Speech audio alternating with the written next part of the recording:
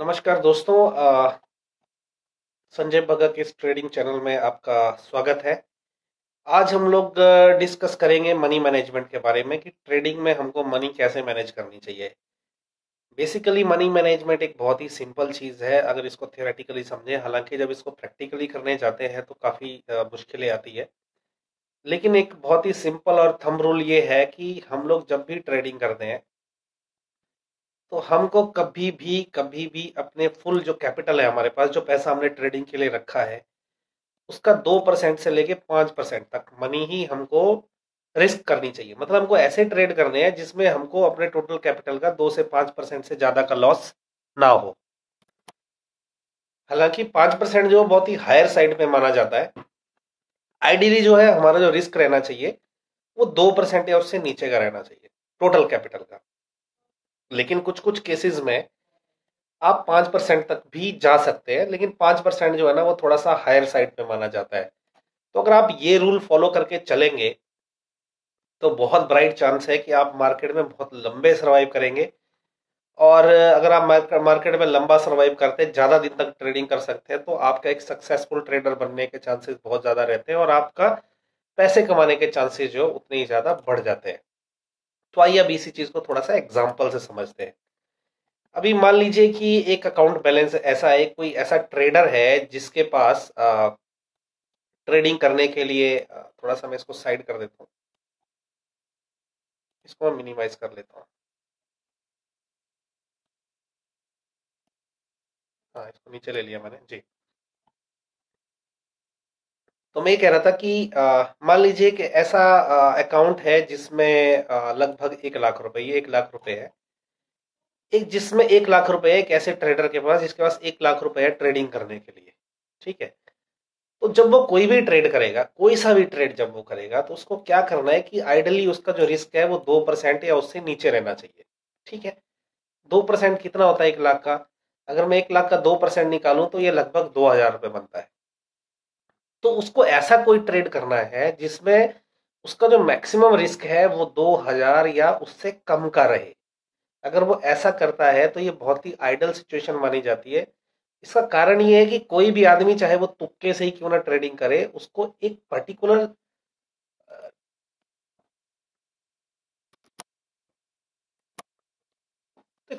Time से ज्यादा जो है लॉस किसी भी ट्रेडर को नहीं हो सकता। चाहे वो तुक्के से अगर 10 ट्रेड करता है कोई भी ट्रेडर, तो कम से कम 2 ट्रेड जरूर जरूर ऐसे निकलेंगे जिसमें उसको फायदा हो जाएगा। हालांकि उसको कुछ भी पता नहीं है शेयर मार्केट के बारे में। हालांकि एक ट्रेडर से एक्सपेक्टेड होता है कि जब वो ट्रेडिंग करता है तो वो कुछ कैलकुलेशंस, कुछ पॉसिबिलिटीज, कुछ प्रोबेबिलिटीज, कुछ टेक्निकल इंडिकेटर या किसी बेसिस पे करता है। तो अगर हम ये भी मान के चलें कि 50-50 पॉसिबिलिटी है किसी भी ट्रेड की सक्सेस और फेलियर की, तो उस केस में भी जो है अगर ये पॉलिसी फॉलो करी जाए मनी मैनेजमेंट की, तो बहुत लंबे टाइम तक सर्वाइवल के चांस रहते हैं, आपका अकाउंट बैलेंस जीरो नहीं होगा। तो जब आप सर्वाइव करेंगे, ज्यादा सीखेंगे तो आपकी सक्सेस की प्रोबेबिलिटी बढ़ेगी पैसा कमाने की। लेकिन कुछ कुछ सिचुएशन में, जैसा कि मैंने बोला, आप कुछ कुछ सिचुएशन में चाहे तो 5% का मैक्सिमम रिस्क ले सकते हैं, इससे ज्यादा नहीं। तो 5% कितना होता है 1 लाख का? 5,000। तो आपको जब भी ट्रेडिंग करनी है तो 5,000 से ज्यादा, अगर 1 लाख रुपए है तो किसी भी हालत में रिस्क नहीं करने हैं। ये एक्सट्रीम है। अगर कभी करना है तो इससे कम ही करना है। ठीक है। तो इसको मैं अगर 1 लाख के अकाउंट को मैं समराइज करूं, तो 1 लाख के अकाउंट को समराइज करना ऐसा बहुत सिंपल है कि अगर आपके पास 1 लाख रुपए है तो आपको 2,000 रुपीज से लेके 5,000 रुपीज जो है इतने ही रिस्क लेने हैं। 5,000 एक्सट्रीम केस में और 2,000 रुपीज या उससे नीचे एक आइडल सिचुएशन मानी जाती है। तो यही है ट्रेडिंग का, सक्सेसफुल ट्रेडिंग का फंडा। लेकिन यहाँ पे एक थोड़ा सा एक्सेप्शन भी आ जाता है।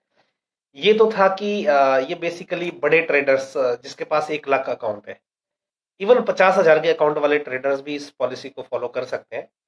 लेकिन मान लीजिए कुछ ऐसे ट्रेडर जिनके पास छोटा अकाउंट है, ओके, 5,000 से 20,000 तक का इतना ही अकाउंट है, तो वो लोग क्या करें? अब उस केस में ये जो है 2% या 5% वाली पॉलिसी मेंटेन करना थोड़ा सा मुश्किल हो जाता है। ठीक है। तो जैसे कि आपको कभी भी अगर कोई ट्रेड करना है स्टॉक मार्केट में, तो उसमें होता ये है कि मान लीजिए आपके पास जो एक छोटा अकाउंट है 20,000 रुपीज का। ओके, अब प्रैक्टिकली जब आप कोई ट्रेड करेंगे तो वो तभी पॉसिबल है आपको लॉस या प्रॉफिट का, आपको कम से कम 500 तो रिस्क करने ही पड़ेंगे।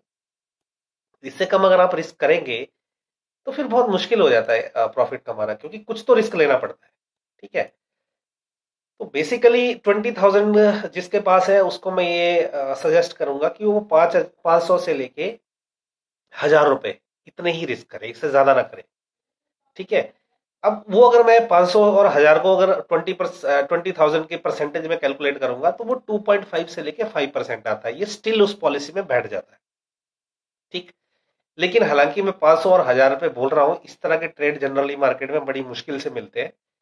तो अगर जिसके पास अकाउंट बैलेंस कम है उसको थोड़ा सा और ज्यादा संभल के ट्रेडिंग करनी है, उसको सिर्फ इस तरह के ट्रेड ढूंढने हैं जिसमें उसको इस रेंज का रिस्क रहे, इस रेंज का। हालांकि वो थोड़ा और भी रिस्क बढ़ा सकता है, लेकिन उससे क्या है कि उसके मार्केट से आउट होने की पॉसिबिलिटी बहुत ज्यादा बढ़ जाती है। उसके लिए चीजें थोड़ी सी ज्यादा मुश्किल होती है, क्योंकि उसको इस तरह के ट्रेड ढूंढने रहेंगे जिसमें 500 से लेके 1,000 रुपए से ज्यादा का रिस्क ना रहे। और क्योंकि रिस्क अगर वो कम है तो ऑफ कोर्स उसका प्रॉफिट भी कम रहेगा। तो ये 20,000 जिसके पास है उसके लिए ये सिचुएशन रिकमेंडेड है। अब कुछ लोग ऐसे भी रहते हैं जिनके पास केवल 5 या 5,000 या लगभग इतना अमाउंट रहता है। तो ऐसे ट्रेडर्स के लिए तो 2.5 से लेके 5% की पॉलिसी लेना बहुत ही मुश्किल हो जाता है। तो बेसिकली करना ये पड़ेगा,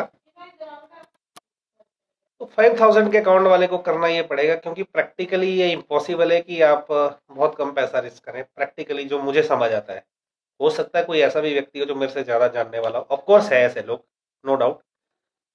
तो मैं उनसे रिक्वेस्ट करूंगा कि वो कुछ ऐसे वीडियो अपलोड करें जिससे ये समझे कि इससे कम रिस्क में ट्रेडिंग कैसे करी जा सकती है। लेकिन जितना मेरा एक्सपीरियंस है, 500 से लेके 1,000 रुपए तो आपको मिनिमम रिस्क करने ही पड़ते हैं, अदरवाइज कोई भी ट्रेड प्रैक्टिकली पॉसिबल नहीं है। ठीक है, तो उस केस में ऐसे लोगों का जो पर ट्रेड रिस्क है वो 500 से लेके अगर वो 1,000 रुपए रखते हैं तो 10% से 20% बन जाता है वो 5,000 का। ओके, तो इसलिए जो छोटे अकाउंट से जब हम ट्रेडिंग करते हैं तो हमारी मार्केट से वॉश आउट होने की, मतलब हमारा अकाउंट खत्म होने की पॉसिबिलिटी ज्यादा बढ़ जाती है।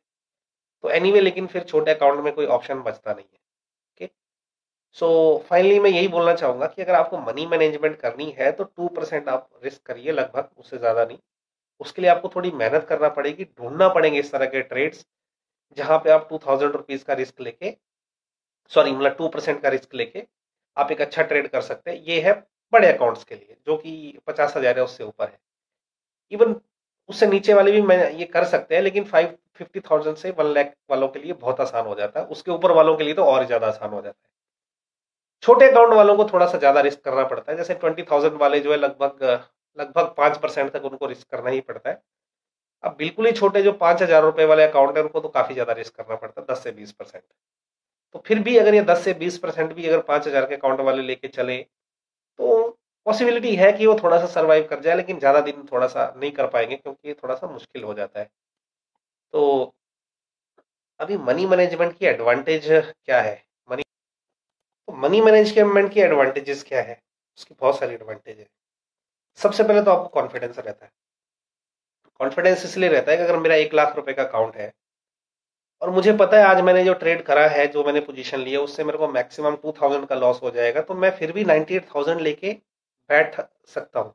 अगर मुझे लॉस भी हो गया, वर्स्ट केस, प्रॉफिट हो गया तो बहुत अच्छा, 1 लाख से और बढ़ जाएगा। लेकिन अगर लॉस हुआ तो कोई दिक्कत नहीं है, 98,000 रुपीज है मेरे पास, मैं कल फिर ट्रेडिंग कर सकता हूँ। ठीक है, अभी कॉन्फिडेंस है तो डर भी नहीं रहता ज्यादा। अगर डर रहता है तो आदमी जो बहुत परेशान होता है, अगर वो डर के ट्रेड करे तो वैसे ट्रेडिंग करने का कुछ फायदा नहीं है। अब डर नहीं है तो उससे इमोशनल स्टेबिलिटी भी रहती है। आपका माइंड जो इधर उधर ज्यादा भागेगा नहीं, आप ज्यादा सोचोगे नहीं, आप ज्यादा कंफ्यूज नहीं होगे, आप बार बार जाके पोजीशन देख के अपनी डिसीजन नहीं चेंज करोगे, आप डरोगे नहीं, क्योंकि आपको पता है आप अगर आज लॉस भी हो गया तो कोई बात नहीं, मैं कल फिर से ट्रेडिंग कर सकता हूँ। अब अगर ये तीनों चीजें ऊपर की है तो ऑफकोर्स आपको स्ट्रेस नहीं होगा। ठीक है, स्ट्रेस जो है, क्योंकि जो लोग बहुत ज्यादा रिस्क करते हैं ट्रेडिंग में उनको हमेशा स्ट्रेस रहता है, क्योंकि हमेशा डर बना रहता है अगर लॉस हुआ तो क्या, क्योंकि लॉस तो होता ही है। हर कोई भी व्यक्ति ऐसा, कोई भी ट्रेडर ऐसा नहीं है जो कि ट्रेडिंग करे और हर ट्रेड में उसको प्रॉफिट हो, कहीं प्रॉफिट होगा कहीं लॉस होगा। लेकिन अगर आपने एक बड़ा अमाउंट रिस्क करके रखा है तो आपको स्ट्रेस रहेगा। अगर आपने 1 लाख रुपए है आपके पास और आपने कोई ऐसा ट्रेड कर रखा है जहां पे एक ही ट्रेड में आपका 50,000 रुपए खत्म हो सकता है, तो ऑफकोर्स स्ट्रेस होगा। ये ह्यूमन नेचर है, ये किसी को भी होने वाला है। स्ट्रेस होगा, ठीक है, तो उससे बैड हेल्थ होगी। लेकिन अगर क्योंकि आप मनी मैनेजमेंट की पॉलिसी यूज करेंगे अगर, तो आपको कोई स्ट्रेस नहीं है। अगर स्ट्रेस नहीं है तो ऑफकोर्स आपकी हेल्थ अच्छी रहेगी। और अगर आपकी हेल्थ अच्छी रहेगी और ये सब फॉलो करेंगे आप, तो आप मार्केट में बहुत लंबे टाइम तक सरवाइव कर पाएंगे। और अगर सरवाइव करेंगे तो आप ऑटोमेटिकली इतनी सारी चीजें सीख जाएंगे मार्केट में कि आप एक अच्छे सक्सेसफुल ट्रेडर बन सकते हैं। क्योंकि एक कहावत है कि नया 9 दिन और पुराना 100 दिन। अब पुराना 100 दिन इसलिए है क्योंकि उसने इतनी सारी एक्सपीरियंस कर रखा है, उसको इतनी सारी चीजें पता है, वो बहुत सारी ट्रिक्स समझ आता है। तो ऑफ कोर्स अगर आप मार्केट में लंबे टाइम तक सरवाइव करके ट्रेडिंग करेंगे तो आपको बहुत ज्यादा एक्सपीरियंस आ जाएगा, बहुत सारी चीजें आप सीख जाएंगे। तो आपके एक सक्सेसफुल ट्रेडर बनने के चांसेस जो है वो बहुत बढ़ जाते हैं। तो दोस्तों यही है मनी मैनेजमेंट और ये इसके फायदे हैं। तो मेरी यही रिकमेंडेशन है कि आप जब भी ट्रेडिंग करें तो मनी मैनेजमेंट के हिसाब से करें। क्योंकि अगर आप मनी मैनेजमेंट के हिसाब से चलेंगे, दूसरी टेक्निकल चीजें तो ऑफ कोर्स आपको सीखनी ही है, लेकिन मनी मैनेजमेंट जो बहुत इंपॉर्टेंट पहलू है, उससे आपको जो है कॉन्फिडेंस मिलता है, उससे आपको बहुत सारी चीजें जो है मार्केट में मिलती है। और सबसे इंपॉर्टेंट चीज है आप लंबे टाइम तक सर्वाइव करते हैं, जिससे आपको बहुत सारी चीजें सीखने को मिलती है।